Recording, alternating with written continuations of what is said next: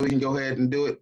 We do upload these videos later, just so students can get some of the nuggets of information that we drop throughout the conversations. So with that being said, this is again the ASI Combo Corner with the ASI execs and our special guest. So in no particular order, from ASI, we have Danisha, Rashida, Michelin, and Geneva, and Caitlin, and Stephen representing the staff, and we have Rahab, Cindy, and myself representing the students. And our special guest this week is Zach Ritter. So Zach Ritter is fairly new to the campus, so I'll let him introduce himself to those that may not be aware of what it is that he does for the campus. Well, I'm a little nervous because my mother might be listening, so I'm going to approach this gently. I'm Zach Ritter. I'm the Interim Associate Dean of Students at Dominguez Hills. I guess I started last June, July.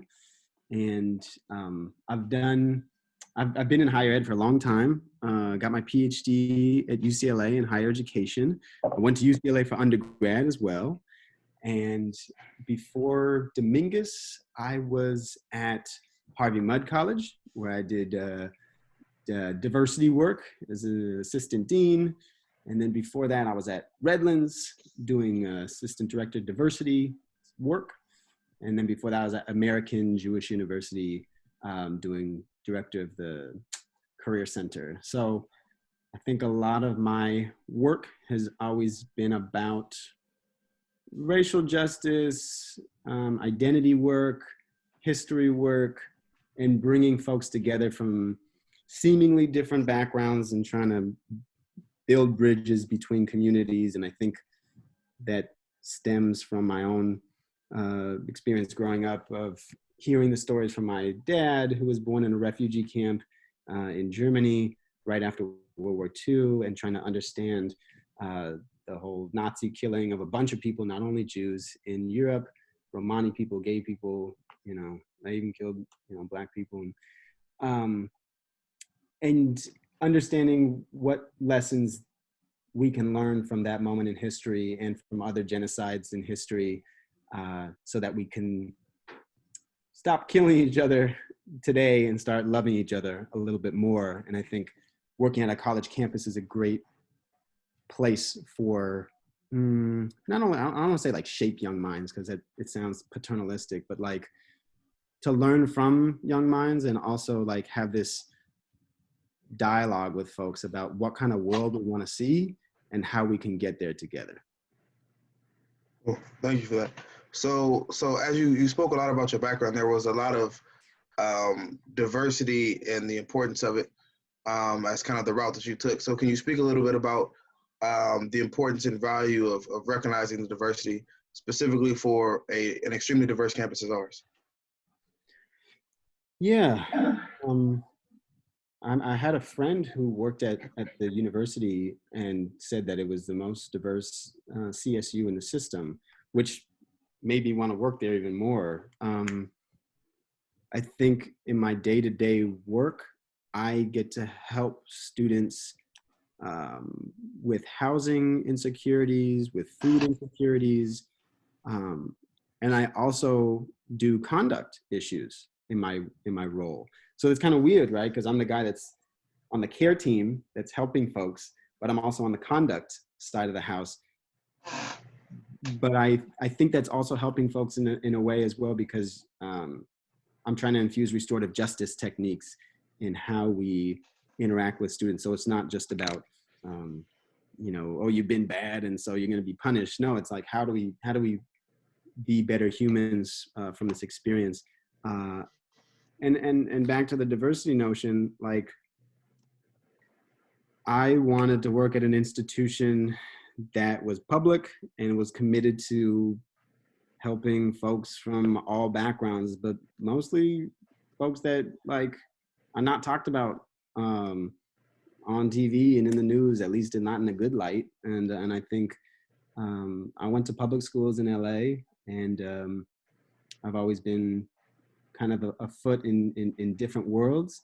And I think I've dedicated a lot of my career to trying to, I don't know, maybe trying to help folks who need it the most, because I wish maybe someone was there for my grandparents when they needed it the most. So maybe it's some kind of, I don't know, trying to make up for what happened in the past. Gotcha. And being that we're in this current environment, right, where the pandemic unfortunately affects the less privileged communities and the people of brown or black skin, right? How can we use this time, albeit virtually, right, but still find a way to stick together, to use the resources that we have, just to pull through in the best fashion that we can? Well, I am a history guy, a sociology guy, and so listening to those stories growing up from my grandma who was in Auschwitz, we see movies, Schindler's List, we know the story, we know people got killed at a crazy rate. But if we really boil it down, certain governments were willing to make profit off of people's death. And I think in this Corona moment, let's not make profit off of people's death, right? We want to open up the economy again, and we want to keep it moving and because business. But I think there's a cautionary note in history, not only, the Holocaust in Europe, but, the Black Holocaust, the Atlantic slave trade, the Native American Holocaust that happened in the Americas of Native American folks, that we are willing to, believe in capitalism more than each other. For example, Mercedes-Benz and BMW are very desirous products that people want, right? And the BMW is Bavarian Motor Works, and that's where my dad was born, in Bavaria. And so, what does it mean for BMW and Mercedes-Benz, whose symbols are propellers, right? If you look at it, they're actually airplane propellers, because they made Nazi airplanes and Nazi tanks. And Mercedes-Benz even made the gas for the gas chambers, right? And Volkswagen means it's the Nazi Volkswagen. It was made for Hitler's birthday. So what does it mean that all these car companies that profited off of human death are now doing really great in business? And it also, we can peel back layers and say, well, what about Harvard, Yale, Princeton, Brown, all these places that people aspire to go to? We're dealing in human trafficking, right? In the slave trade. And we don't think of them as bad institutions, but they were buying and selling Black folks, right? So when we think about the ugliness of history and the ugliness of putting profit over people, it brings us to this moment of, maybe capitalism needs some tweaks, and we need to change it a bit. And the way we get money needs to change a little bit. And we as an institution are going to have to think in new and different ways about how do we serve our students well in an economic crunch, and what does it mean to open up the economy again if we're not quite ready to do that, and it might hurt people. Gotcha. And so when you look at this social justice piece about it, right? How can we as students make sure that when you have these groups of people that talk about wanting to let the society open back up, and you have the group that talks about waiting for the data, waiting for the science to kind of show us when is the best time to really get out there to make sure that we're safe, right? How do we analyze both of those to make sure that not only as a student we remain safe, but we keep our community safe, knowing that we are the communities that do suffer the higher rates of death? It's hard. It's not easy. We all know that communities of color historically in this country and other countries have been not listened to until they organize and they demand certain things from the powers that be, which are usually, older white moneyed men. And so, you know, for example, well, two examples, right? One, the Black Panthers went to Sacramento in the early 70s and had shotguns, right? And they said, we demand certain rights. We don't want police brutality anymore. We want a stop on gentrification. We want a school meal program, and we want the government to sink some more money into our neighborhoods because we need it, right? And just the act of Black folks going to Sacramento and holding shotguns, the state of California got very, very, well, I should say a lot of white folks in the state of California got very, very scared and passed the Mulford Act of 1973 saying you cannot openly carry a weapon in the state of California. And so I give that example because that's a moment of Black folks actually organizing and saying, we want our rights. And then the larger, mostly white powers that be saying, not only are we not going to give you your rights, but we're going to make your life harder. We're going to crack down on you. And we're also going to stop our own ability to hold weapons because we don't want you to have weapons. So yeah, there's a lot of complicated examples from history, but you're asking me to speak in the here and now. As students, I mean, I've received some really productive emails from students who are like, hey, like I'm having a really difficult time making ends meet. What can I do? And I think student voices, as they organized and they started sending emails, resulted in some officials being like, you know what? Okay, the student who emailed and said, like, you know, everyone should have an A. Okay, maybe that doesn't quite work, but maybe we should think about pass, no pass. And so I think it's those student voices not being shy and actually organizing and saying, yeah, it's not just me saying this, but there's a whole bunch of people that feel this way, sign some petition, whatever, and present it to the powers that be. I think that has actually changed how those in positions of power have responded to it. Now, is it enough? Probably not. But, you know, these institutions are big and they're slow to respond. And there's a lot of stuff, you know, me and Matt would like to see happen overnight. But gosh, like what Obama said, right? Like, these institutions are very big and it's like a ship. And you think success might be to change it 50 degrees this way or 30 degrees that way. But man, you're lucky sometimes if you even just shift it 2 to 3 degrees the way that you'd like that ship to move. And so it's frustrating as a person like me who wants to see action happen now. And I'm sure it's even more frustrating for students who are housing insecure, food insecure, and need things immediately. We received a large grant from the Chancellor's office, which I thank them tremendously for basic needs. So in some areas, the system is working and it's delivering funds, and now it's up to us to deliver those funds to students. But as we know, funds are good and funds will take people a long way, but also we need to be tending to our students' mental health, well-being, community, and the whole nine, because this time period is messing with people's pocketbooks and wallets and hearts and minds. So we got to think about all that stuff. For sure. And just to circle back right on the history piece is also relevant, right? Because it teaches us and we can learn from it. So we appreciate the little nuggets of history. And to that note, right? So as you mentioned, there are students that have advocated and have sent you emails. This is a large portion of our mission is advocacy, right?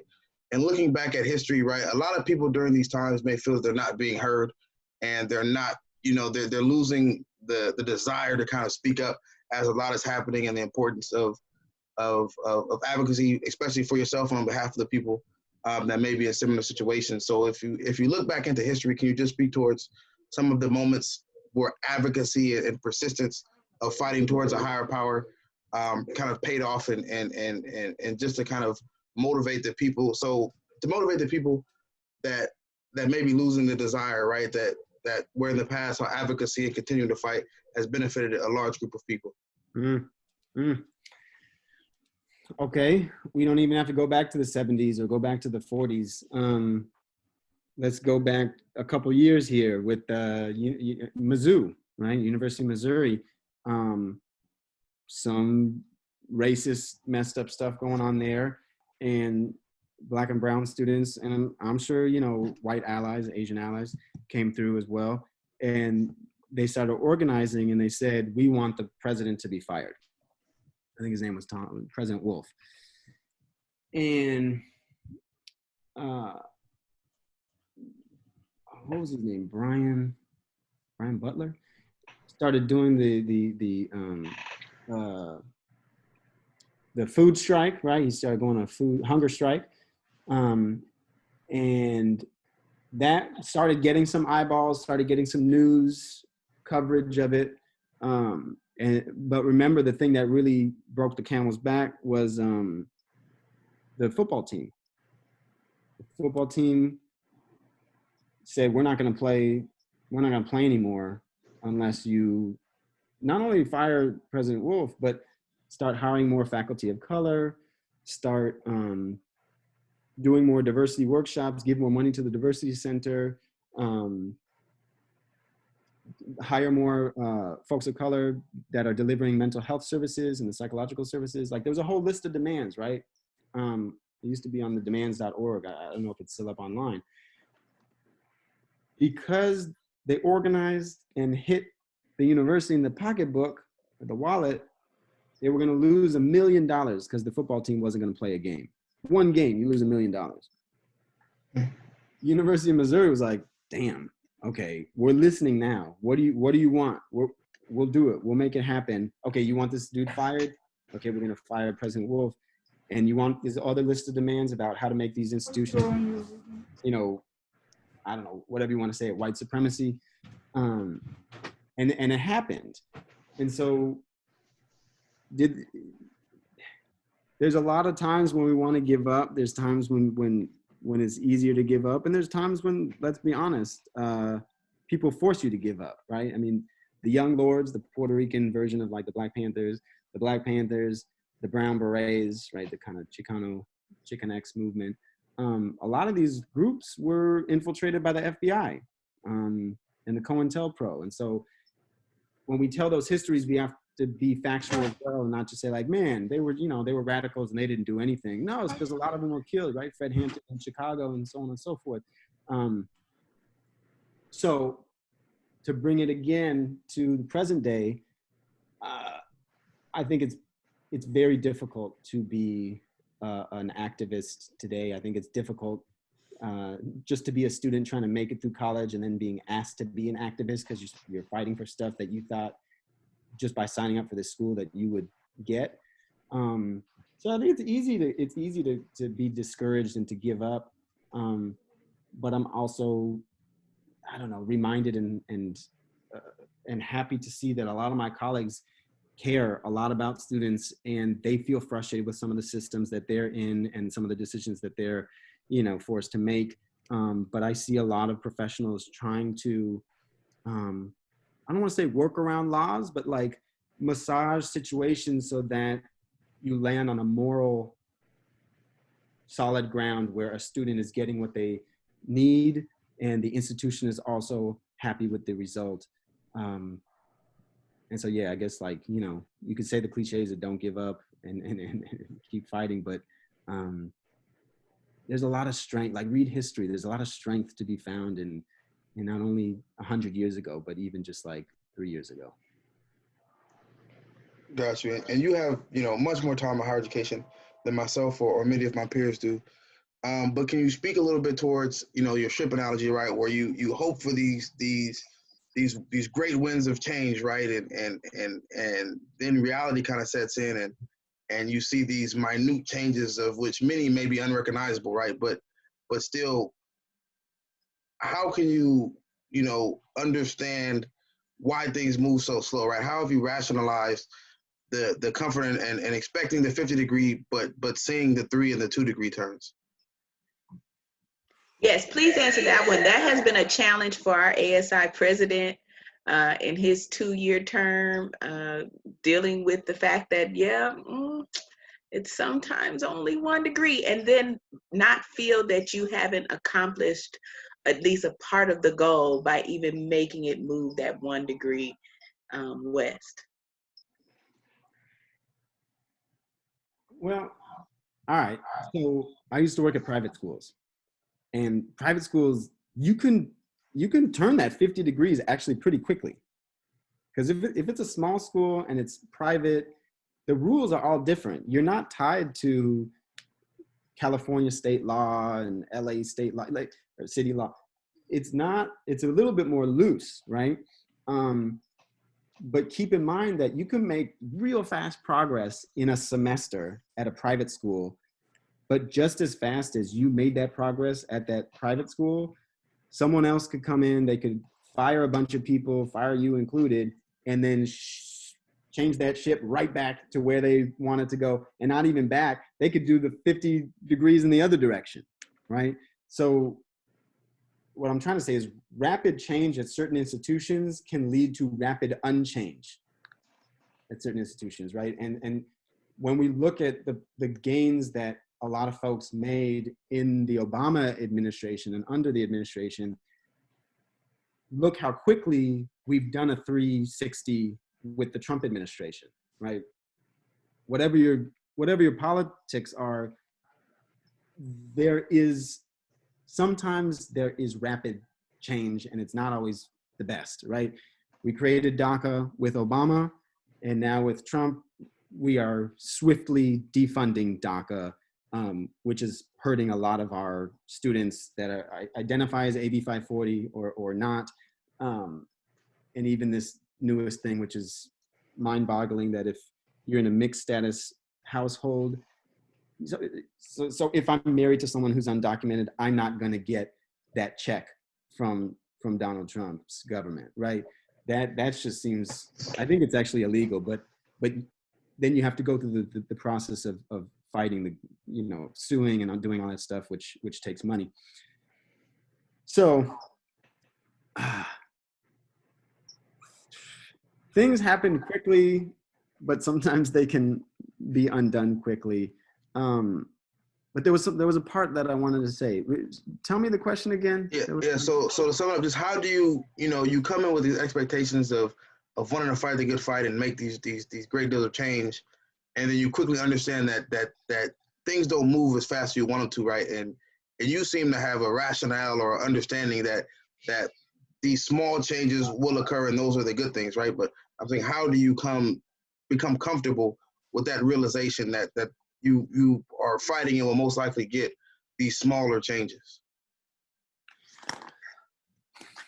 Look, I mean, I was at an institution where we were doing a lot of good change, and then me and my team were let go, and a lot of that change was undone almost overnight. So that kind of hurt my soul, and I think it hurt my students' soul as well. I think I rationalize it as institutions like 2 things often. They like the prestige and they like money. And that keeps the engines going of institutions. I'm not only talking about higher ed, I'm talking about Nike, I'm talking about Morgan Chase, institutions writ large. Some industries move fast, like the tech industry, because they want prestige and they want money. Education, man, we're still doing the same thing from the 1800s, right? Okay, class, come, sit down, take your seats, and we're gonna do, the bell tells you when you go to the next thing. The bell comes from factory lines when we had child labor. So that means you're working on the shirts right here, the bell rings, now you're working on the pants in the factory. Right? And so we have to understand where these systems come from. And so we know a lot of stuff comes from slavery in America, and a lot of stuff comes from the factory lines. And so our modern school systems actually come from factories, which is tied up with, quote unquote progress and capitalism and all that stuff.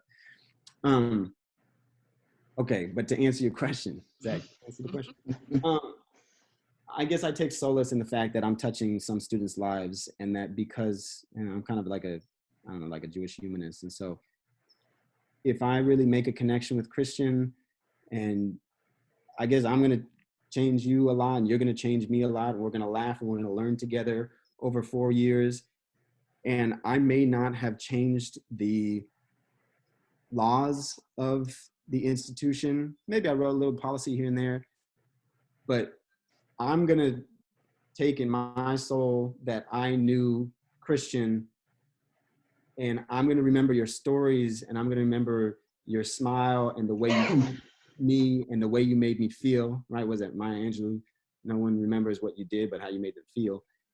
And then I'd hope that, Christian remembers, oh, Zach was kind of interesting. I remember that time he told that story about, his family or his thing on social justice. And then you tell that to someone else, and then they tell that to someone else, and it's kind of this human chain of humanity and love and respect. That's the stuff that I think changes humanity. I mean, you and I can craft out the most beautiful policy here that will affect people's lives, and that's good. I think that's good. But also remember, 1954, Brown versus Board of Education. All those racist white people. In 1955, they weren't like, man, I love black and brown folks. Yeah, of course, I want to go to school with them. They just passed this law. Do you know they just passed this law? Okay, cool. So now we can desegregate, and I want my, little white kid going to school with these black and brown kids. That's great. Yeah, they can even play with each other and date each other, and I hope they get married one day, and we have it's all good. No, it wasn't like that, right? The policy was made, but it took, we're still fighting that fight to change people's hearts and minds. There's still 1989 was the height of desegregation. So you go from 1954 to 1989, you have the height of desegregation. What happens in 1989? We go right back to segregation. Not through a law, like we didn't have to write laws, but white folks were like, nah, peace. And they pulled their kids out of public school. And then you start seeing charter schools and private schools. And, I don't want to send my kid to that type of school. I don't want to send my kid to Dominguez, right? I'm going to UCLA, right? All those types of things. And it's frustrating to know that sometimes we can write the greatest laws, but until you actually change culture and change how people are racist or not racist to each other, stuff in society does not change. So, and now just to play right off of that, to expect one generation or one person to make that change would be irrational, right? But how, as an advocacy group, right, fighting the good fight, or individual that is fighting for something larger than themselves, how can you lay the first couple of bricks towards that? Yeah, good question. Look at Malcolm X, right? He joined an organization he joined the Nation of Islam, and they helped him a lot at first, right? And he learned the ropes, and he gained a platform. And so some of us have to join clubs or join some type of nonprofit or government agency or business or whatever to learn the ropes. And okay, this is interesting. Maybe they could fix this, do this differently. Malcolm X goes to Mecca, right? And he sees, white, black, Asian, everybody that are all Muslim that are praying at Mecca. And he's like, maybe the whole white devil thing is not so accurate. Maybe it's more complex than I realized. And he comes back and he breaks with the Nation of Islam because he says, Elijah Muhammad is sleeping with, young girls and fathering kids, and it's just not right. And he kind of blows the whistle on the Nation of Islam as he saw it. And he said, I probably won't be alive by the time my book comes out. And he was right? He was assassinated in 1965. But, he had a short life.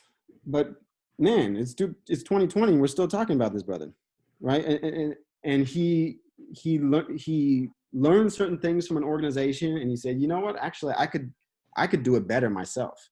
I'm gonna start teaming up with Jewish groups. I'm gonna start teaming up with white groups. I'm gonna start teaming up with Latinx groups, and we're gonna do this a different way than what I saw in my education, right?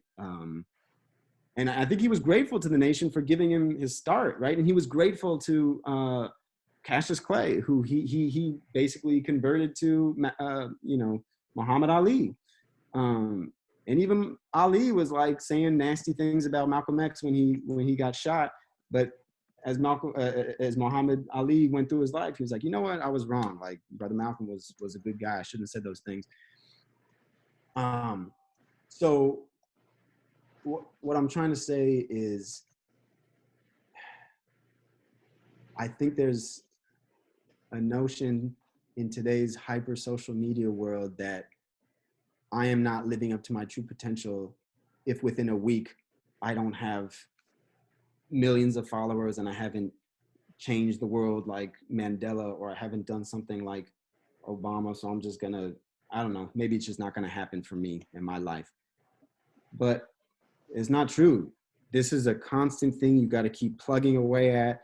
You got to put yourself in certain situations where you have a big stage or a voice, or you got to put your friends on, and you got to have a community that you get famous together. I went to a lecture by Barry Jenkins, who made Moonlight, and he said, don't wait for Steven Spielberg to call you or Brad Pitt to call you. You already have the tools with your friends. Get famous with your friends. And also ask yourself why you want to get famous. Who are you getting famous for? Like, are you trying to like do some progressive thing where you're feeding folks without homes? Or are you trying to just like show how beautiful you are and get on TV so you can fatten your pockets, right? I think we have to recheck what progress looks like in our modern day time. And I oftentimes say the reason why I got into education is kind of what Tupac said, right? I may not change the world, but I'll spark the brain that does. And I may not, I didn't create all this mess in the world, but if I keep talking about all the dirt that's in the street and all the messed up stuff that's in education, maybe someone will come clean it up. And maybe I can be part of that cleanup crew. Got you. And just a time check, we got a little over 10 minutes. So to kind of circle back to the other portion of your job, right? The basic needs and the resources that we provide, or some that you may even know about, that would be beneficial to our students during this time. Can you speak a little bit about those? Yeah.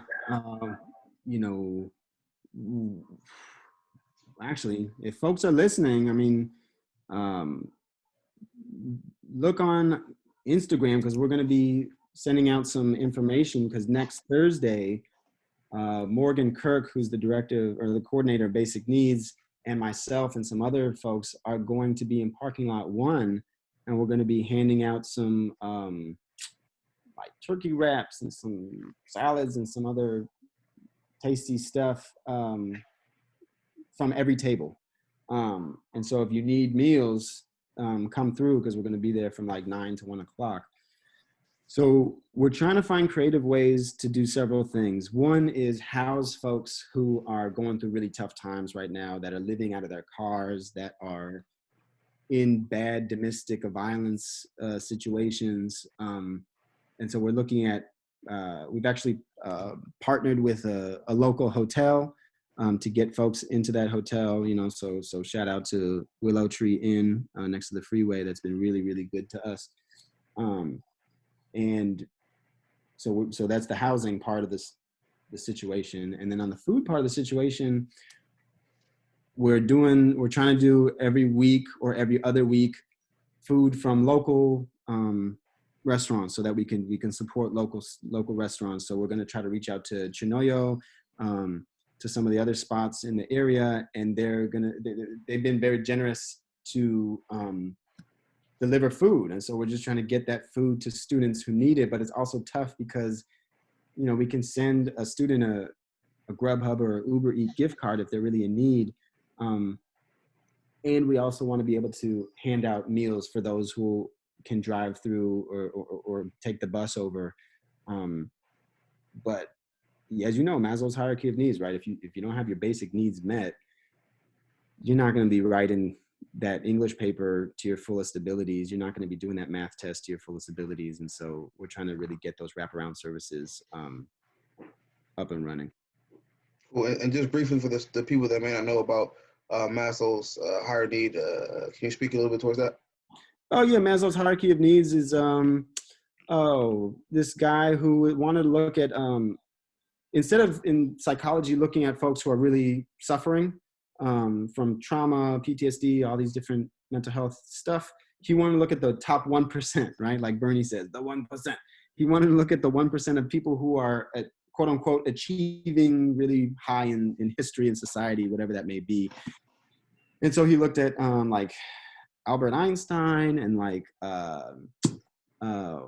Eleanor Roosevelt and all these different people who are like super achieving people. And he found that they had on this pyramid, it's like a hierarchy of needs. And so in order to get to that 1%, that top of that pyramid, which is self-actualization, meaning like I understand myself so well that I can love myself and I can love others and I can give of my head and my heart and my wallet. There are certain steps that you need to take to get there, and on the basic rung of stuff is food, shelter, and ironically, and this is maybe controversial, but at the bottom is it says sex, but I think what it's really getting at is love and kind of like human touch and like human care and tenderness.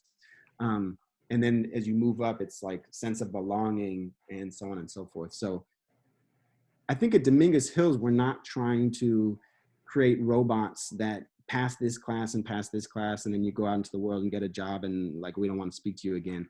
It's not like that. I think that's why I like working at Dominguez Hills, because, you know, Michelena and Rashida and the whole team that I work with, like people, a lot of those folks are, you know, much smarter and more accomplished than I am. And they could be working at places where they're making a bunch of money, but they have put themselves and dedicated themselves to working for a public institution because they really want to create not robots, but people with big hearts and big minds. And they want to have that close relationship when students graduate. And I think they believe in developing the whole student. Like you know, Maslow's hierarchy of needs. They don't only want to do the basic needs. They want to tend to all those parts of the pyramid. So yeah, I feel lucky to be working at Dominguez. Cool, appreciate that, and it's about time we wrap up and close. So I first want to say thank you for coming. We appreciate every little piece of advice and information that you shared with us today. And I guess I'll give it to you if there's anything you want to wrap up, close, highlight, what's coming up in the student affairs realm, basic needs, student conduct, anything. You know, I always like this quote from Rabbi Joshua Heschel, who says, you know, sometimes life can be very absurd. And I think we're living in a very strange, surreal, absurd time with this coronavirus. But Heschel says there's meaning beyond absurdity, that every word counts, that every deed counts, that loving others and caring for each other counts, and that you should treat your life like a piece of art. And every day you can add another brushstroke to it, to make a beautiful masterpiece, right? A beautiful piece of art. And I think it's hard to remember that in a time like this, when everything seems so fragile and people are dying and people are suffering, and this is exacerbating and revealing how inequitable our society is. I think it's also important to remember that we can still take this time to like work on ourselves and work on our loved ones. And maybe we've come out of this difficult period stronger, more loving people, and maybe a more loving society. I mean, that's the idealist in me. And so I just encourage the listeners to like, be kind to yourself and try to, you know, take a moment for yourself. And I know it's a time of stress and worry, but like, there's a lot of people at Dominguez that care, and reach out to us. We're here, you know, zritter@csudh.edu, you know, send me an email. You know, we can talk and figure out how we can make this work. Because I know it's a time of despair, but there's a lot of people that care. Oh, that was good. Thank you, Zach. Hey, Stephen, are we done yet? Could you stop recording? We have a special gift for Zach. Oh, good. One second. I'm gonna go ahead and close this up. So again, thank you all for attending or listening in on the ASI Convo Corner. Again, this week we had Zach Ritter, and as you guys have found out, he's a very dope brother. So very glad he was able to carve out some time and come and say some stuff for us. So we appreciate you, and we'll catch you next week. Thank you. Thank you.